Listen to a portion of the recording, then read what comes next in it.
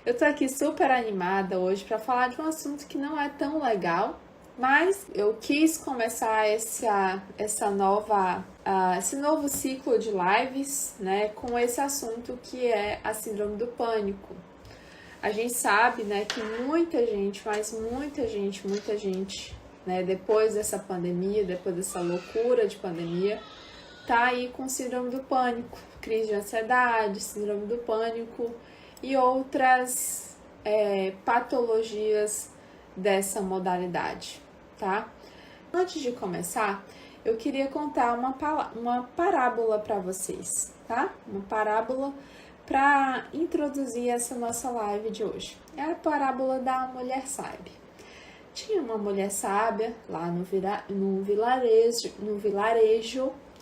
E aí tinha um menino muito esperto, né? Esse menino, ele morria de vontade de pegar essa mulher, de pegar ela, né? De pegar ela na mentira ou de fazer piadinha com ela. Ele morria de vontade também de descobrir que ela não falava a verdade.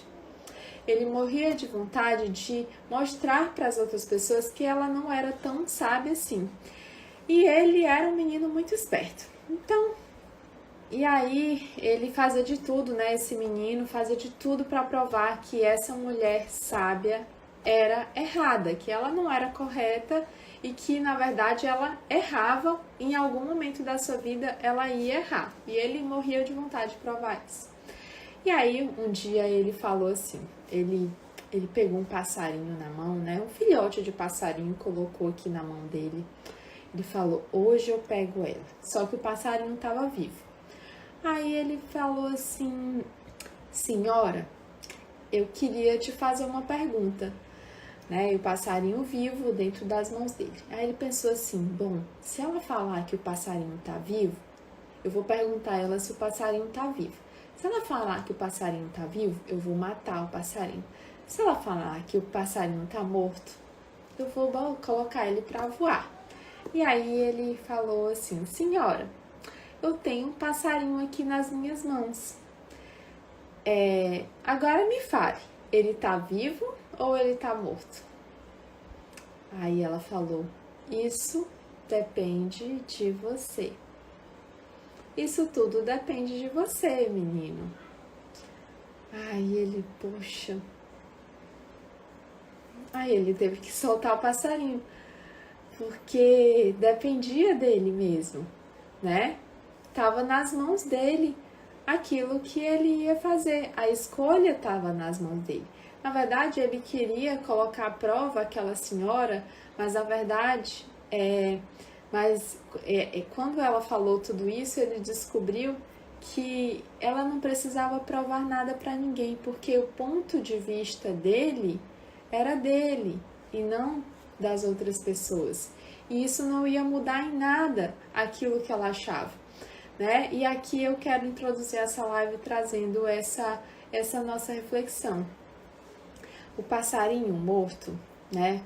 A crise de ansiedade ou a síndrome do pânico, ela permanecer ou não dentro de você, dentro dos nossos pacientes, depende do ponto de vista dele também, né?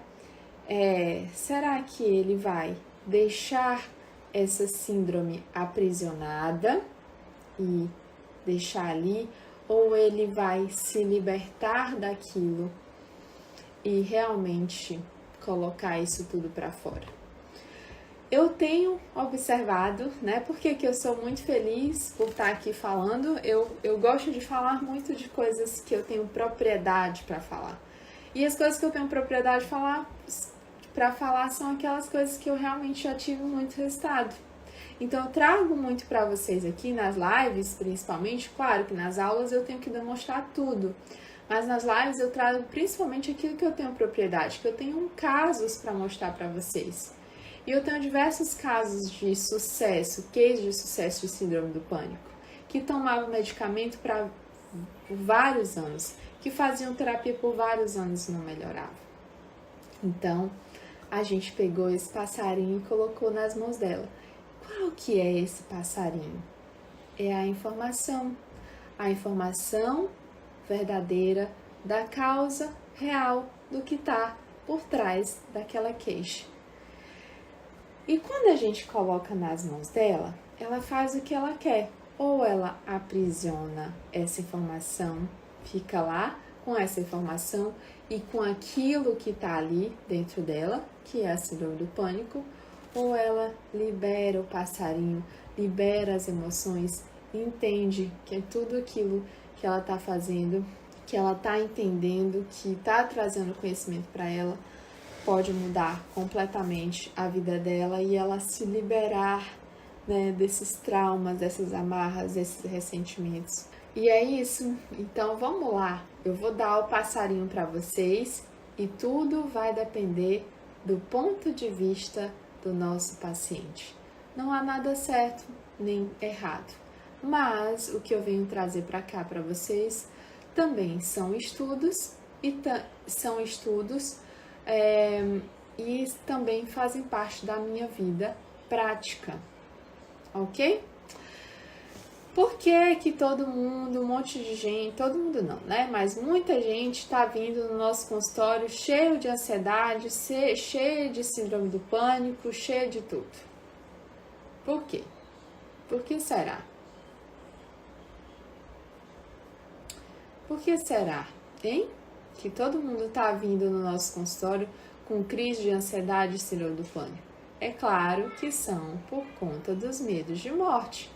O que a pessoa sente quando ela está com crise de pânico? Ela sente falta de ar, ela sente como se o coração tivesse apertado, como se a pressão tivesse alta, e aí ela, naquele momento, ela acha que ela vai morrer, que ela vai morrer, que ela vai morrer, que ela sente medo de morte. E por que esse medo de morte? É muito óbvio. É tão óbvio que a gente não entende por que nem todo mundo sabe dessa informação, né? Porque se ela tá com medo, com ataque, com crises de pânico, com pânico de morte, isso quer dizer que ela tem um medo muito grande de morte. Exatamente isso, medos de morte. E aí, os medos de morte, por que agora tá essa onda do medo de morte? Por causa dos medos de morte que apareceram depois dessa pandemia. Aliás, se a gente fosse colocar o nome dessa pandemia, a pandemia não é sobre o coronavírus. A pandemia é sobre medo.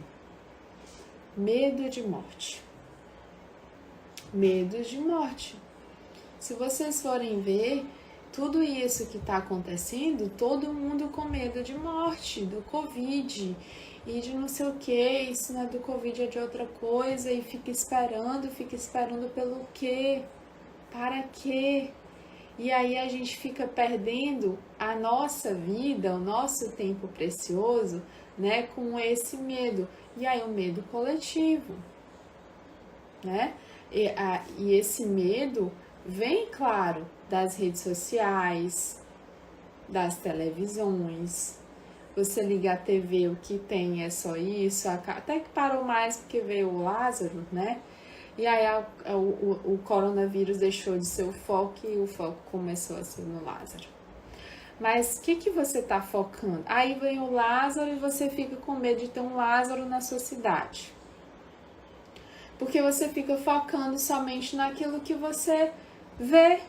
Gente, parem de assistir TV, né? Vamos falar para os nossos pacientes?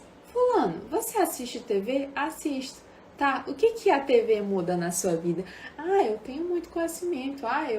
Eu sei de tudo que está acontecendo e tal. Ok, mas o que isso muda na sua vida? Qual que é a diferença que isso faz na sua vida? Eu tomei a decisão, eu, Dalila Machado, tomei a decisão desde desde meu filho nascer. Meu filho nasceu em 2014, eu acho que desde 2013, 2012, que eu não assisto TV, nem jornal, nem novela, nem nada. Por quê? Porque isso não me acrescenta em nada na minha vida, nunca acrescentou. E aí depois eu falei, cara, é verdade, vou focar em outras coisas, focar em ler, focar nos meus filhos, focar na minha família, focar em casa, focar em mim. É isso que eu faço. E aí vocês foquem também nas coisas que são essenciais para a vida de vocês, né? E a síndrome do pânico, ela veio para nos revelar isso. O quanto que a nossa sociedade não está só ansiosa. O quanto que a nossa sociedade está dependente dessas informações, dependente do medo do outro, se agarrando não só em coisas boas, mas indo na maré do medo. O quanto que nós, seres humanos, a gente vive o inconsciente coletivo. Não só o inconsciente, mas o consciente coletivo. O que está acontecendo no consciente coletivo é o grande medo de morte. Aí você aumenta o cortisol, você diminui, aumenta a adrenalina, você passa a não dormir. Se você não dorme direito, você fica mais ansioso ou você fica mais depressivo. E aí vem os ataques de pânico. Quando que eles acontecem, Dalila? Geralmente à noite. Só que eles acontecem geralmente à noite. Só que em alguns casos ele vem aí em qualquer horário, né? Para a gente tratar pacientes com síndrome do pânico, a gente precisa saber todas aquelas informações que eu sempre falo, sabe? Quando foi que tudo começou? Quando foi que tudo começou? Ah, Dalila, começou quando eu tinha 13 anos. Ah, Dalila, começou agora, faz uns 2 meses. Ah, Dalila, começou quando eu tinha, 30 anos de idade. Ok. E aí, quando tudo começou, é quando você vai entender o que está acontecendo ali na vida daquela pessoa, o que aconteceu antes de tudo começar. Aí você vai descobrir a mágica, que não é mágica, não tem nada de mágica aí. Mas quando você trabalha, aí você vai pegar a informação coerente. Quando você trabalha na informação coerente, tudo muda, tudo melhora, tudo passa. Vocês sabem o que é informação coerente? Eu vou falar aqui pra vocês. Ei, terapeuta do futuro, tudo bem? Peraí só um pouquinho, que você já vai continuar esse vídeo. Olha só, queria pedir para você fazer 3 ações bem importantes para você e pra gente. Se inscreva no nosso canal, clique no botão que tá aparecendo aqui embaixo, que parece um sininho, para você ser notificado todas as vezes que saírem vídeos novos no nosso canal. Ah, tem uma coisa bem importante. Comente também se você acha legal ou se você tem alguma dúvida. Ah, e não esqueça de clicar no joinha, dar um like aqui se você já tá gostando desse conteúdo. Um beijão e aproveita tudo. Pera aí. Só um minutinho. Benjamin, vem aqui, meu amor, vem. Vem. Ai, peraí. Informação coerente, pessoal, é isso aqui, ó. Tá puro pus. O que foi, bebê? Tá puro pus. Deixa eu tirar aqui esse filtro. Peraí. Eu vou mostrar pra vocês o que é informação coerente, tá? Ó. Peraí, deixa a mamãe virar aqui a câmera. Estão ouvindo, pessoal? O que foi isso, bebê? Porque você só fica gritando no meu ouvido. Ó, tá vendo? Tá sarando. Eu sei que não tem nada a ver com ouvido, mas eu tô falando pra vocês uma coisa que não tem a ver com ouvido. Peraí, fica quietinho, meu amor. Ó. Isso aqui tá cheio de pus. Ontem amanheceu o ouvidinho dele cheio de pus e bolinhas amarelas, assim, com pus e o ouvido quase fechando. Olha aqui como é que tá hoje, ó. Por que foi, bebê, que tá assim? você. Por que é? Tá assim. Porque a mamãe só fica gritando no meu ouvido. Obrigada. Isso é que é informação coerente. Então, por que eu mostrei o ouvido do meu filho? Porque ontem ele amanheceu com o ouvido cheio de pus, cheio de bolinha, cheio de pus. E aí eu fui lá, né, acordar ele e fui dar um cheiro, cheirei o ouvidinho dele, tava um ouvido bem fétido, um fedor mesmo de pus, né, e ele tava assim. E aí, o que aconteceu? Eu joguei uma informação coerente, eu já sabia o que tinha acontecido. Daqui a pouco eu volto nesse assunto, né? E isso é informação coerente. Quando eu sei da informação precisa, vou tratar um paciente com síndrome do pânico, vou dizer assim, fulano, o que aconteceu nesse período ou em tal data que aconteceu com medos de morte? Medos de morte, pode ser que você realmente vivenciou uma morte, pode ser que alguém da família, pode ser que você teve medo que alguém morresse, pode ser que você ficou com medo de você mesmo morrer. O que aconteceu com medo de morte nessa data? Ah, Dalila, foi um acidente de carro. Veio uma paciente no meu consultório, a gente fez uma sessão apenas. As síndromes do pânico dela melhoraram completamente, ela não toma mais medicamento nem nada. E ela não dormia, não conseguia dormir, porque a gente fez uma informação coerente. Foi um acidente de carro, grave, só que o acidente foi grave, mas ninguém saiu gravemente ferido. Todas as pessoas conseguiram se recuperar bem. Por que tudo isso? Porque a gente deu a informação coerente e ela melhorou. Veio uma outra paciente no nosso consultório com síndrome do pânico também, com crise de pânico, inclusive na garganta e tal. E aí ela veio no nosso consultório, a gente detectou, tudo começou quando o filho dela teve Covid, tô lembrando agora, foi o filho e a nora, e ela não pôde ir na casa dele, era um filho que ela era muito apegada com o filho, com a nora, com o neto, e ela ficou com muito medo, mas muito medo de morte, né? E aí a gente ressignificou tudo aquilo e ela simplesmente melhorou. Um outro caso, né, foi uma pessoa há muito tempo, mais ou menos 1 ano e meio que eu tratei, mas estou lembrando aqui desse caso com uma sessão. A gente identificou, ele era adulto, né, já um senhor de idade, e a gente identificou, ele tinha síndrome do pânico desde bem jovem, lá por volta dos 20 e poucos anos, e o primeiro fato foi um acidente.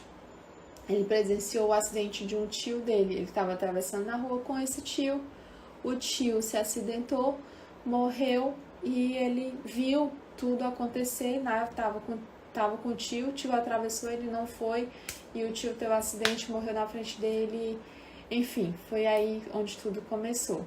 Dali, os pacientes vão vir para o nosso consultório tudo bonitinho, assim, igual você está falando? Não.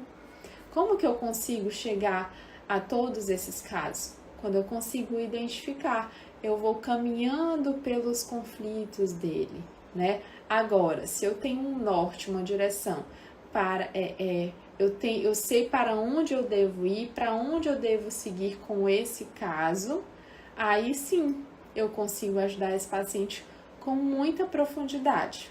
Assim como eu consegui ajudar o meu filho.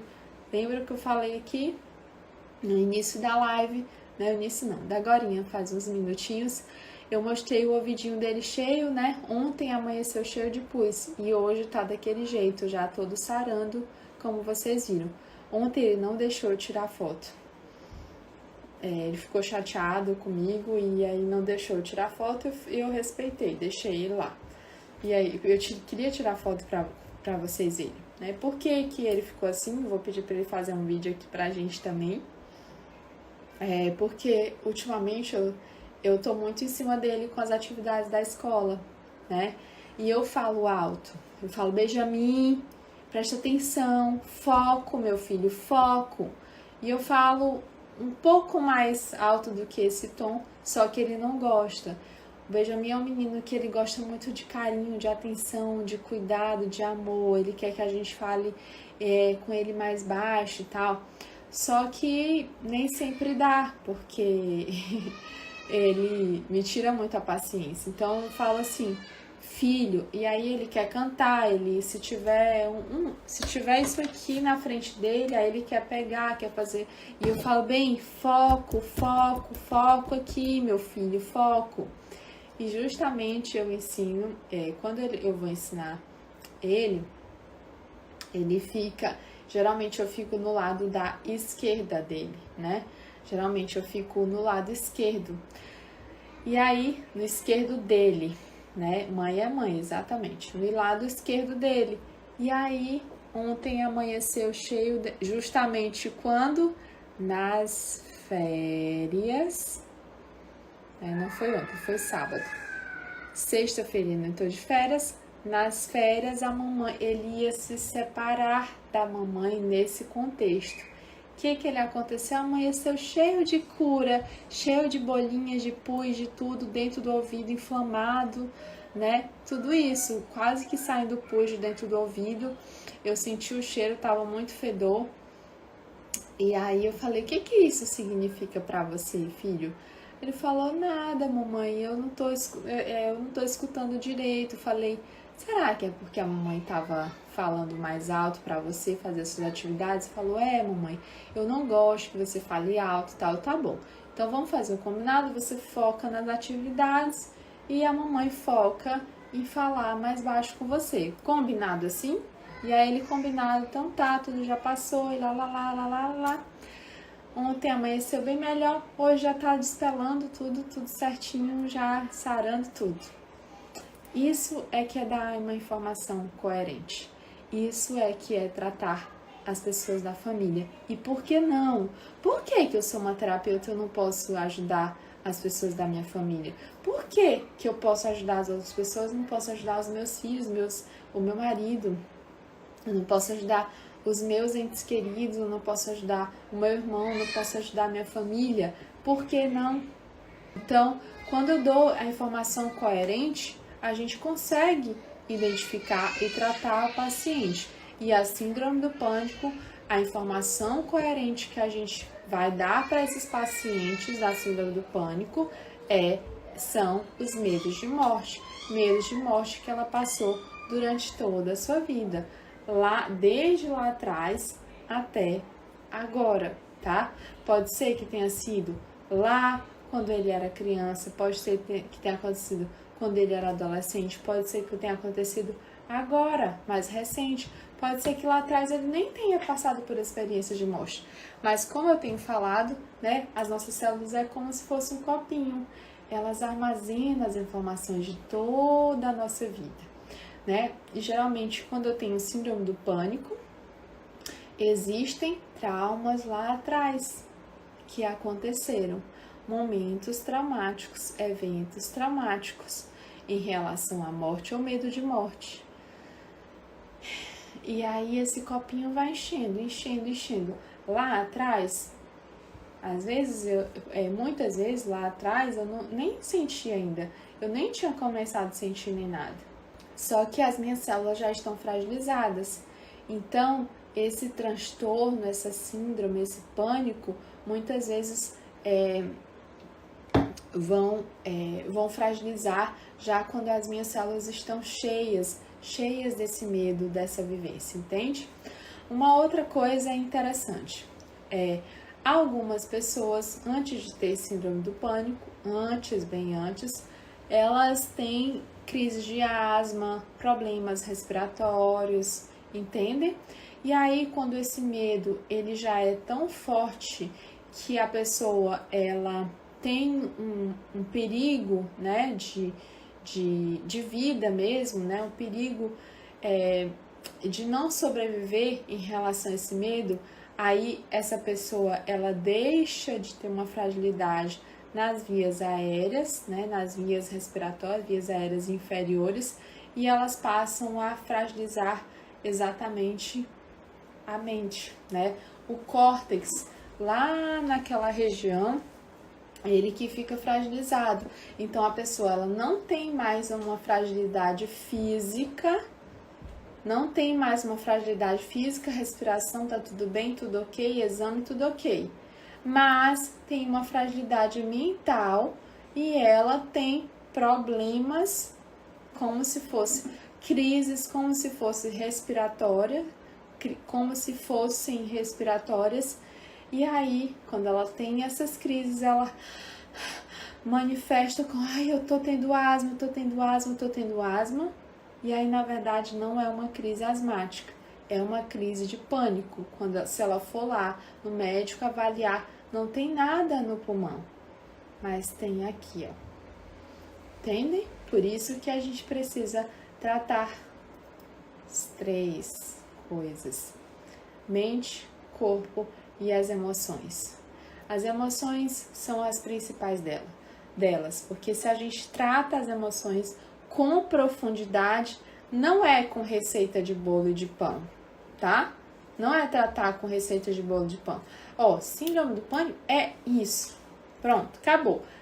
Se você tem isso, então é porque você tem síndrome do pânico. Então, se você tem síndrome do pânico, é porque você tem isso. Tá? Se você tem fibromialgia, então a causa é essa e essa. Não é uma receita pronta. Nós temos um norte, uma direção, mas no MPC a gente entende que não há uma receita pronta. Existe um norte para nos guiarmos nessa trilha, nesses trilhos do conflito. E quando a gente se guia por esses trilhos do conflito, vamos procurando dentro da história desse paciente, a gente vai se aprofundando cada vez mais. Tá bom, pessoal? E aí, existe também hoje, muito falada, né? As crises, muito comentado hoje, as crises de ansiedade, né? A ansiedade é aquela coisa normal, você fica ansioso, inclusive hoje até as crianças estão ansiosas, estão mais ansiosas, né? Por quererem fazer alguma coisa, por quererem estarem em lugares. Quando os pais falam, filha, a gente vai pro parquinho. Mamãe, a gente vai agora, a gente vai daqui a pouco, já tá chegando, tá na hora. Isso é uma ansiedade, certo? Ou então fala, mamãe, tô ansioso pra ir em tal lugar. Ok, isso é ansiedade. Ou você mesmo é ansioso. Quem não é ansioso? Aliás, o Brasil é o país mais ansioso do mundo. Se vocês não sabem disso, saibam disso agora. O nosso Brasil é o país mais ansioso do mundo. Nós, brasileiros, somos as pessoas mais ansiosas do mundo, tá? Só que as crises de ansiedade é quando essa ansiedade está tão grande, está tão acentuada, que a pessoa acaba perdendo o controle, né? Ela tem uma expectativa sobre algo, né? Ela vai acentuando